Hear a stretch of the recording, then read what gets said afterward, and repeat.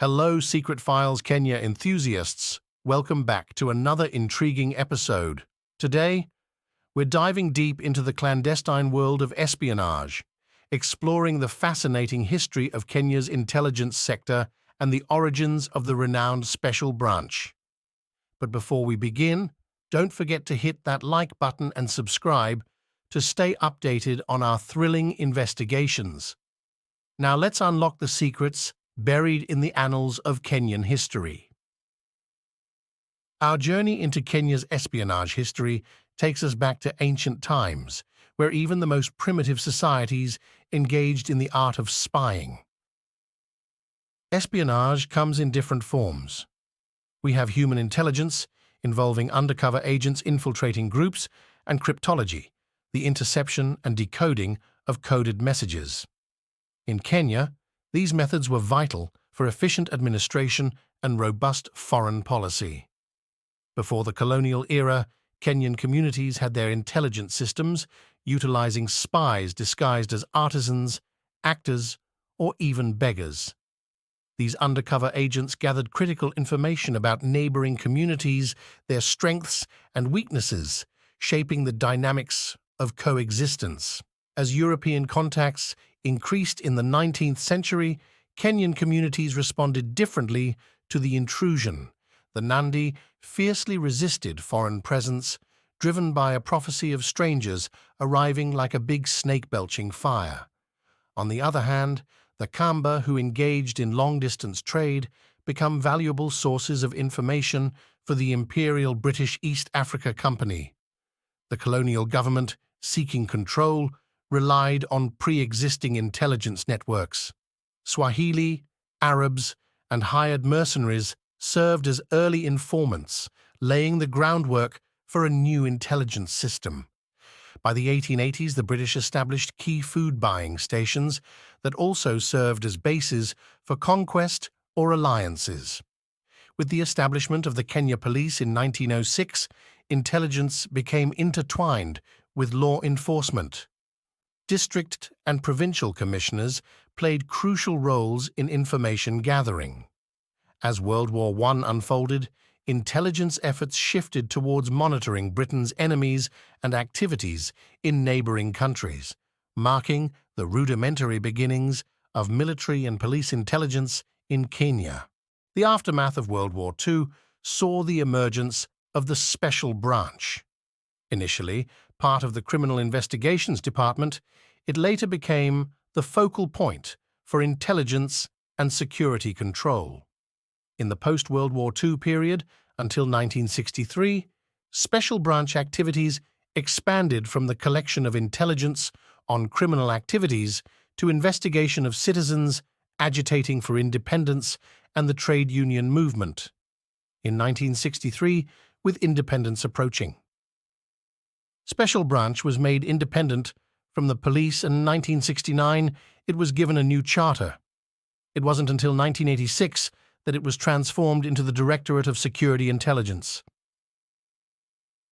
The Mau Mau period exposed shortcomings in Kenya's intelligence, leading to a re-evaluation of security measures. Intelligence played a pivotal role in monitoring African personalities, advocating for independence. After gaining independence, Kenya retained key elements of the colonial state, including the police force and the army. The post-independence government inherited an intelligence mentality that used force to ensure compliance. The Special Branch continued its role in the evolving political landscape, adapting to changing security challenges. The Moi era, beginning in 1978, brought with it a heightened focus on security, especially during the tumultuous times of the 1982 coup attempt. The Special Branch, which had been an integral part of intelligence, underwent a transformation into a tool of repression. The 1982 coup attempt was a turning point. Scores of people were apprehended, and the presidency saw unprecedented strengthening. The police force, including the Special Branch, emerged as instruments of control. Detentions were often conducted without legal representation, and evidence was purportedly extracted through methods that raised serious human rights concerns. During this period, the security branches systematically abused the law, disregarding constitutional rights. Intimidation and violence became routine tactics, leading to a climate of fear and suppression. Political repression and detention were used extensively. Individuals were often arraigned in court without proper legal representation, and there were reports of evidence being obtained through questionable means. The Special Branch played a key role in these activities, contributing to an atmosphere of political instability and uncertainty. The clampdown on dissent and the suppression of opposition voices marked a dark chapter in Kenya's history, with the Special Branch at the forefront of these repressive measures. The consequences of these actions would be felt for years to come, shaping the trajectory of the nation's political landscape.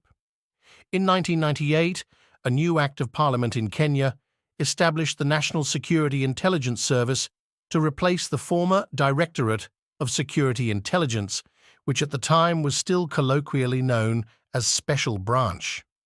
The first Director General of the new service was retired Brigadier Wilson A.C. Boynet. NSIS's intelligence-gathering work includes internal, external, and strategic intelligence. The NSIS is charged with identifying conditions that threaten Kenya's political, economic, and social stability. It develops techniques and strategies to neutralize such threats. The NSIS Director is the National Security Advisor to the President of Kenya. The NSIS was relocated from the notorious offices of Special Branch at Niati House to new headquarters on the outskirts of the city near the Windsor Golf and Country Hotel. Security of tenure given to the Director General of NSIS is designed to protect him from such abuse by members of the governing elite.